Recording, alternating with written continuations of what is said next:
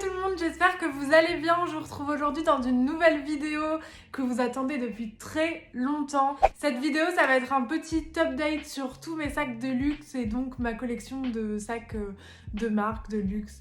J'avais fait ce type de vidéo sur ma chaîne il y a un peu plus d'1 an je crois et du coup il y a eu un énorme update vu que j'ai revendu plein de trucs, j'ai aussi racheté d'autres sacs donc je vais un peu tout vous expliquer, tout vous montrer dans cette vidéo. C'est vrai que genre je suis passionnée par le luxe depuis très longtemps et j'ai commencé une collection de sacs de luxe il y a aussi au moins 5 ans je pense. Au départ c'était vraiment tous des modèles qui étaient un peu démodés que j'arrivais à trouver vraiment peu cher sur plusieurs applications de seconde main ou même dans des magasins des fois.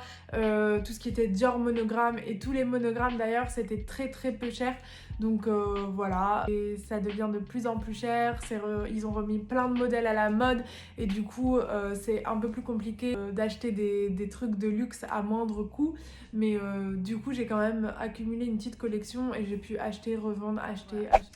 Du coup on va commencer tout de suite, je sais pas trop par quelle marque commencer, je pense que je vais commencer un peu dans l'ordre d'acquisition.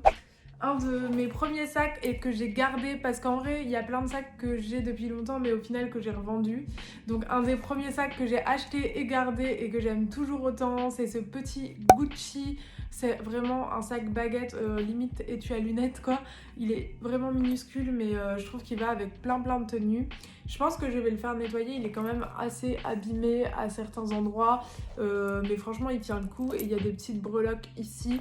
Celui-là je l'avais payé, ça fait tellement longtemps que je me souviens même plus combien je l'avais payé, mais je crois que c'était une 50aine d'euros, peut-être même un peu moins. Donc, et désolée si j'ai l'œil rouge en fait, ça se voit un peu en caméra, je fais beaucoup d'allergies en ce moment et du coup je me gratte les yeux. Mais du coup oui, celui-là il vient d'un site de seconde main, donc voilà. Moins de 50 euros je pense, je savais même pas si c'était un vrai parce qu'à l'époque je m'en foutais un peu si c'était vrai ou faux, j'achetais vraiment pour le monogramme et tout parce que j'adorais genre la trend années 2000 et c'était pas du tout la mode à l'époque donc voilà, mais c'est bien un vrai, je crois que la fille qui me l'a vendu elle le savait même pas. Mais du coup au niveau des sacs Gucci il y a vraiment cette étiquette là, vous voyez pas bien avec le Gucci ici et le numéro de série en dessous. Ça c'est vraiment vrai pour tous les sacs un peu Gucci des années 80 à maintenant, c'est un peu toujours pareil. Donc voilà pour un de mes premiers. J'ai acheté au cours de toutes ces années plein de choses Prada nylon. J'avais je crois 2 sacs, les petits hobos classiques là que tout le monde a maintenant, mais je les ai revendus. J'en avais un avec des strass et un le simple noir. Je les ai revendus parce que tout simplement je les mettais pas beaucoup.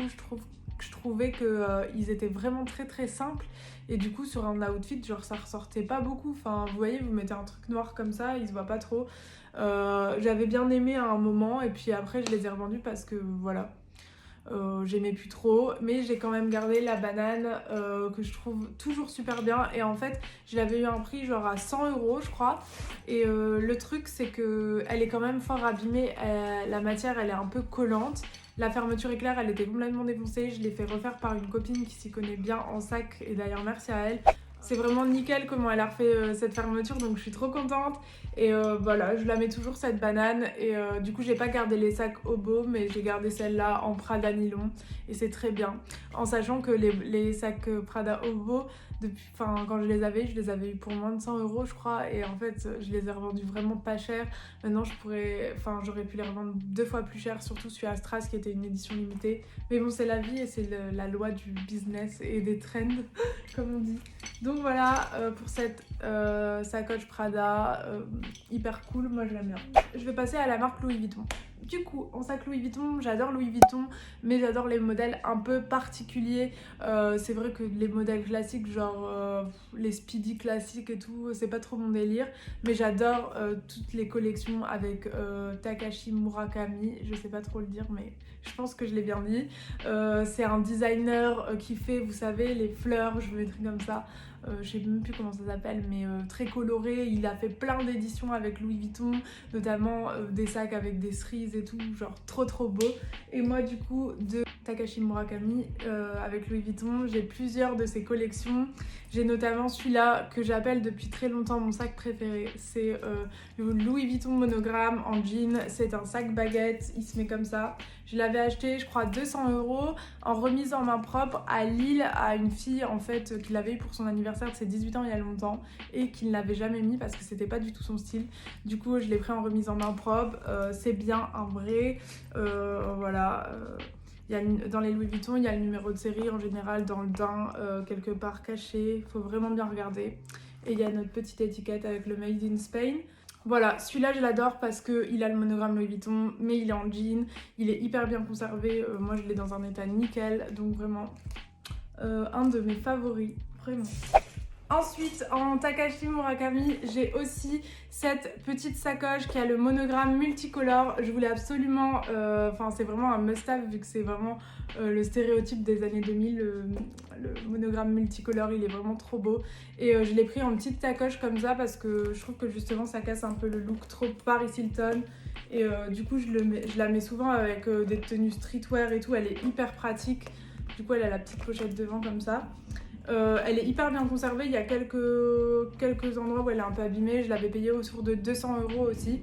À savoir que le prix d'achat en 2005 à l'époque, elle était à 450, mais maintenant elle se revend beaucoup plus cher parce que tout ce qui est monogramme comme ça, multicolore, ça se revend plus cher vu que c'est un peu genre hyper recherché.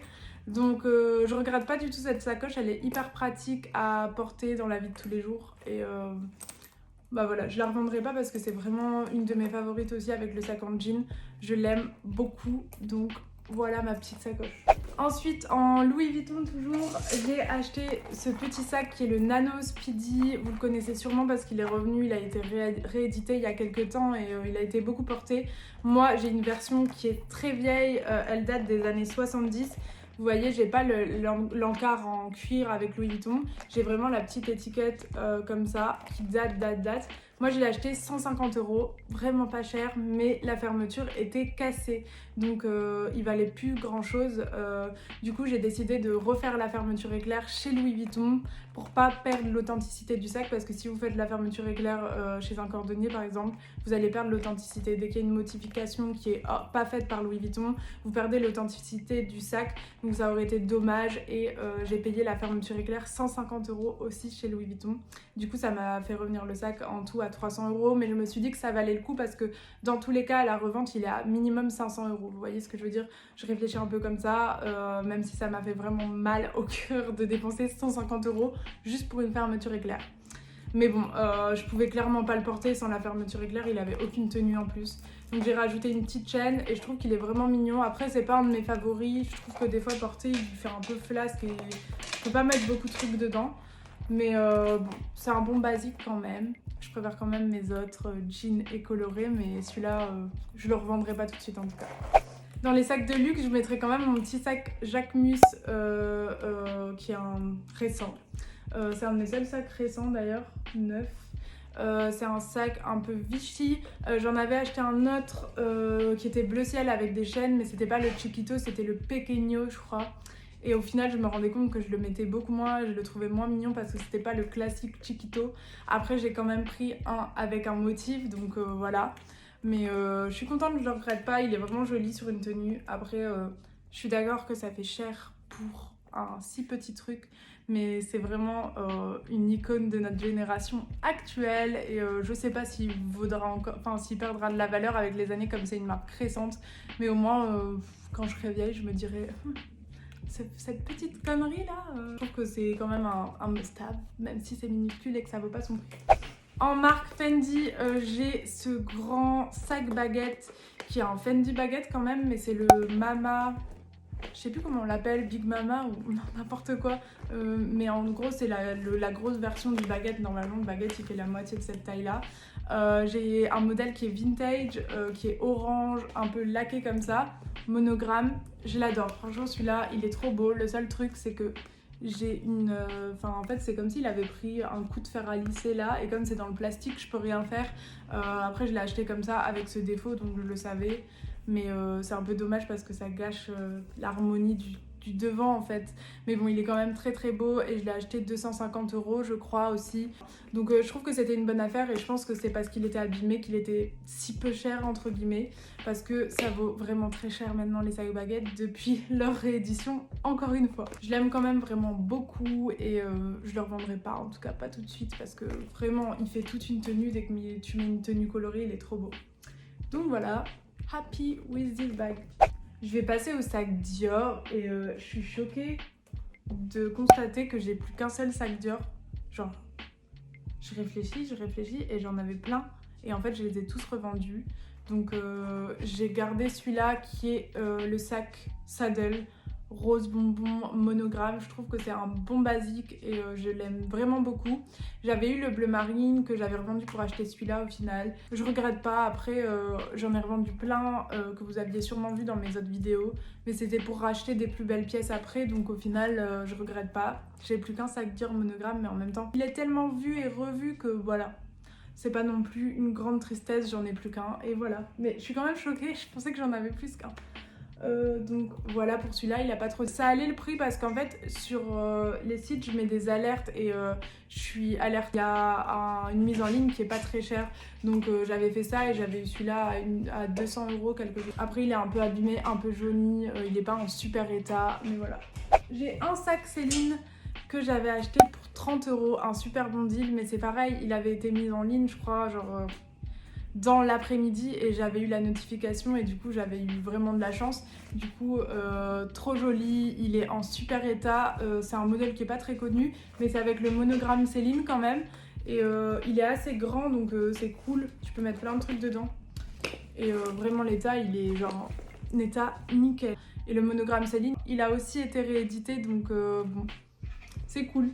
Dernière marque, c'est les sacs Chanel et ça, je pensais jamais pouvoir vous le présenter ici parce qu'il y a un an de ça, je dépensais pas autant dans des sacs et j'ai voulu vraiment investir dans un que vous avez sûrement vu sur Instagram.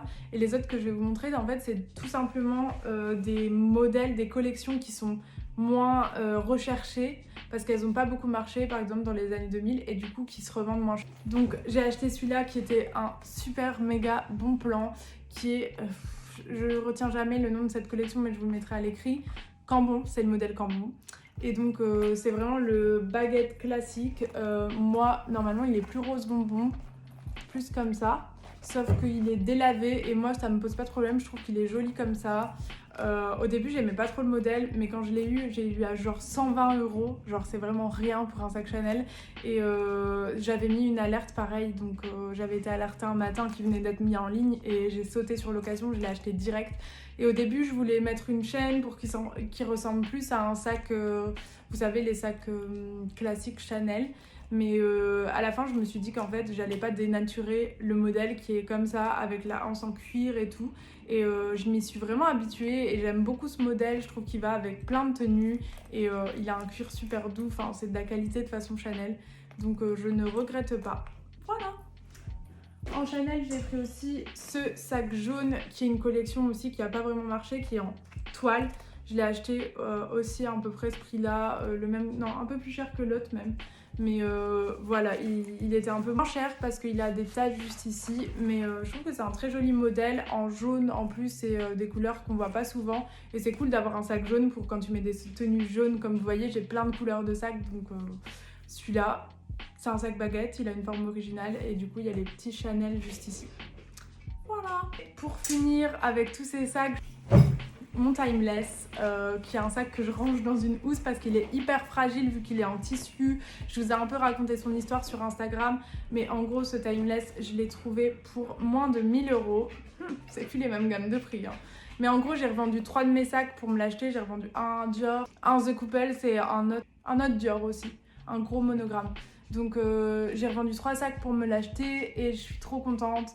Il vient du Japon donc j'ai dû payer les frais de douane donc ça m'a fait moins de 1000 €. De base il était à 700 € mais avec les frais de douane c'était genre 200 € en plus. M'en parlez pas, ça m'a fait chier. Mais franchement je ne regrette pas. Il est en Du coup, comme je vous ai dit, il est en toile, c'est pour ça qu'il était moins cher. Si vous voulez un timeless et que vous n'avez pas trop de budget, il faut vraiment regarder dans les sacs en toile. En général, la toile, ça coûte moins cher que le cuir, c'est moins recherché. Du coup, il va avoir des prix beaucoup plus intéressants des Chanel timeless. Parce que qu'on en parle, le Chanel, c'est vraiment une marque qui coûte beaucoup plus cher que les autres que je vous ai présentés ici. Louis Vuitton, ça n'a pas du tout la même valeur qu'un sac Chanel timeless. Mais les Chanel timeless avec la marque Hermès, mais que j'aime moins, donc que je ne recherche pas plus que ça, c'est vraiment les deux marques iconiques qui sont beaucoup plus chères que les autres. Mais du coup, mon timeless, il est comme ça, il est rose, rose bébé. Et je trouve qu'il va trop bien avec toutes les tenues. Le cuir à l'intérieur est super bien entretenu. Et le seul truc, c'est je pense que la dame l'avait stocké pendant longtemps dans son armoire et qu'il y avait des mythes. Et du coup, il y a des petits trous juste ici et à l'arrière. C'est le seul truc et pour ça qu'il n'était pas très cher, ce sac, par rapport au prix des timeless. Donc voilà, trop contente de ce sac. Voilà pour cette petite vidéo. J'espère qu'elle vous aura plu et que ça vous aura fait un petit bilan de tous mes sacs et que au moins vous savez l'histoire de chacun d'entre eux. Si c'est le cas, n'hésitez pas à liker la vidéo, à commenter et à liker et à vous abonner à mon compte Instagram si ce n'est pas déjà fait parce que vous voyez les sacs en situation portée. J'alterne vraiment, tous les jours je change un peu de sac, donc voilà. Je vous fais des gros bisous. Et on se retrouve très bientôt pour une prochaine vidéo.